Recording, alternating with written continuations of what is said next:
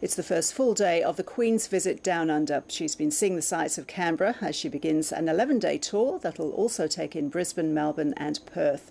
Reporter Melissa Clark joins me now from Lake Burley Griffin. So, Melissa, it's a pretty relaxed pace. What's been the schedule so far?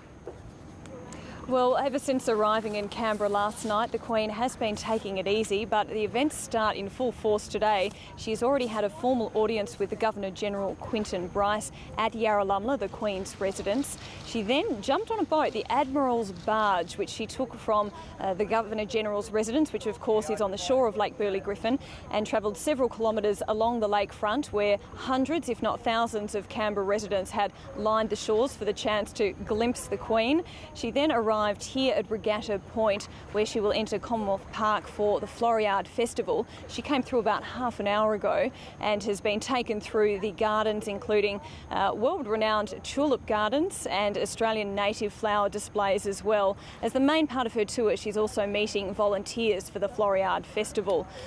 Later on today, she'll go back to the Governor-General's residence and see some of the gardens there. So for the first day of the Queen's visit, it's had a very outdoor nature to it. And what's the plan for the rest of the tour? Well, tomorrow the Queen will meet with the Prime Minister, Julia Gillard, and the opposition leader, Tony Abbott. So some formalities tomorrow. Beyond that, she will be presenting the colours to the Royal Military College at Duntroon, a ceremony they've been holding off until the Queen has been available to do it personally. She'll also visit the Australian War Memorial here in Canberra. She'll have a day trip in Brisbane where she'll meet with victims of Queensland's floods, as well as some of the emergency services workers who helped out during that crisis. She'll head down to Melbourne as well and open the new Royal Children's Hospital there. And at the end of next week, she will then head over to Perth for the Commonwealth Heads of Government meeting, which will round out a week-and-a-half long trip to Australia. And has there been much noise from the Republican camp so far, Melissa?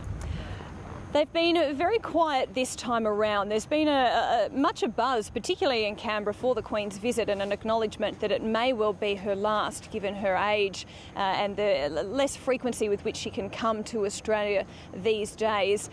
Given the consensus at Parliament House with both the Prime Minister and the opposition in agreement that now is not the time for a push for Tony Abbott, not now, not ever, for Julia Gillard, not at this moment in time.